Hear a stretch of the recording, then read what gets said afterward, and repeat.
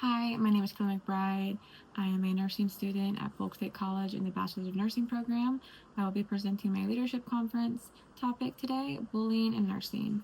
I will go over what bullying and nursing looks like and how leadership should be stepping in whenever it comes to bullying. As a nurse myself, I was bullied whenever I first graduated from my RN program. I was a nurse previously, I was an LPN, so nursing was not new to me, but being an RN in a hospital was. So I was very nervous. I tried to go in with a very open mind so that I could not, so that I didn't seem like I was trying to be a know-it-all, because I did know nursing, but I didn't know this type of nursing. I was given a preceptor who unfortunately was a bully, and whenever I went to leadership, I was met with the same behaviors and tactics because they were all very close. So I did leave that job and have thankfully found many other jobs where I have not experienced any bullying personally, but have seen it on the floor. Um, so this topic is actually very near and dear to me because I felt very um, singled out whenever this happened. So I can only imagine how other people feel. So yeah. um, So bullying in nursing is a targeted and destructive behavior. It starts from the classroom pretty much and goes on to the bedside, to management leadership, and even into sometimes the boardroom. You will meet people in all types of different nursing areas, whether it be bedside leadership, someone who is a case manager, or someone who is in risk management who don't even go to the bedside, but because they are in this type of bullying behavior, they will continue it no matter where they go, unfortunately.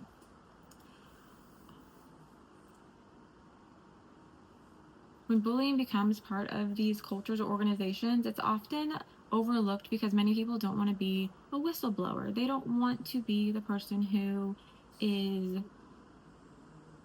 causing problems. So many times the bullying gets overlooked or it gets swept under the rug, and it just continues and continues and continues. A lot of it does happen at the bedside because you're working with these people all the time. You get to know them. You would think that you were from relationships, but not always, because not everyone works the same. So many times it happens, especially amongst preceptors. Many people don't want to take on a student. Many people don't like being preceptors. And at that point, leadership should jump in and say, hey, I've realized that this person does not like to precept. I'm not going to put a student with them because I don't want the student to feel like they're being bullied. I don't want the preceptor or the nurse that is the preceptor to be rude to anybody else on the floor because they're having to precept. So it can just be, it's amongst the entire organization. It's amongst everybody, really. And leadership does need to be doing more. In the leadership role, you have the opportunity to put an end, hopefully, to these bullying behaviors.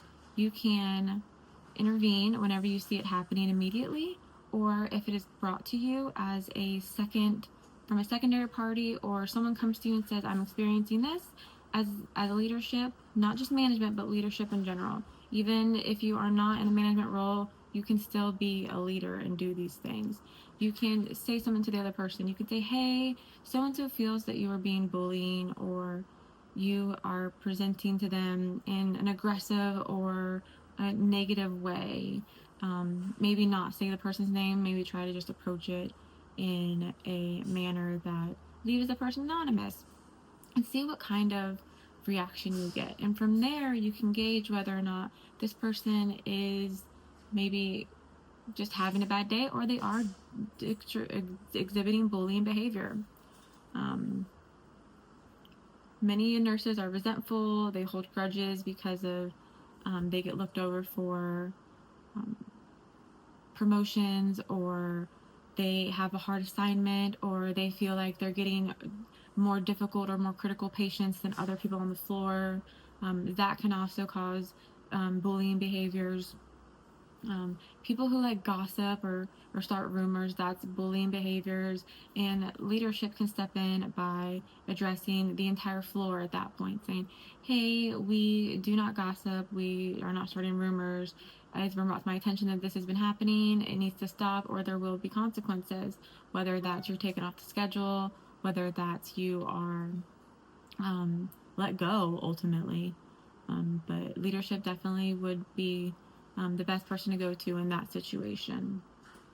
And some of the things that leadership can do to is also admit that there is a problem if there is one on the floor, whether it's just one nurse or whether it's multiple nurses, whether it's a group, whether it seems to be very cliquey. They can admit that there's a problem. And then try to eliminate any of the factors. Maybe you notice that whenever certain people work together that they are causing disruptions. I would, as a leader at that point, change the schedule and maybe split them up for a little while and see if they, see if maybe it's just one of them and the other two are kind of following because they just want to be friends with someone there to get through their shift.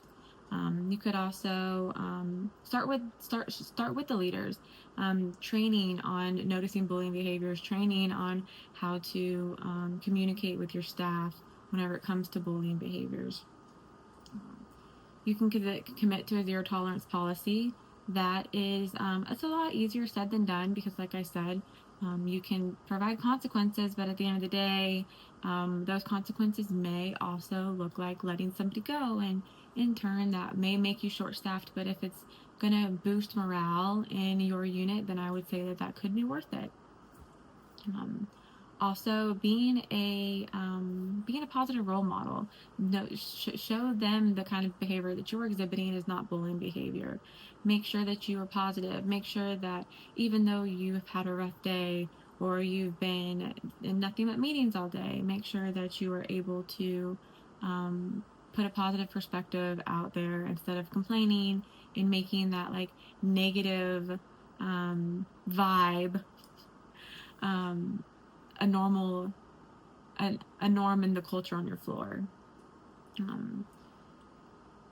We could also encourage each one to hold each other accountable. So anyone who is working laterally, you can let them know, like, hey, if you see this, say something. See something, say something. That can help too, because if somebody knows that they're going to be I don't want to say tattletaled on, but if someone knows that they're going to be looked at closer because people are holding them accountable, they may be less likely to exhibit those bullying behaviors so often or at all. In conclusion, it is ultimately up to the nurse themselves and leadership to work together and create a positive culture and a positive environment, no matter what area of nursing you're working in, whether it is at the bedside or amongst students or amongst a higher level of nursing, whether it's your APPs, whether it's your directors, your managers. Everyone just needs to have a positive work environment. Remember that this is a professional work environment and that bullying does not have a place there. Thank you.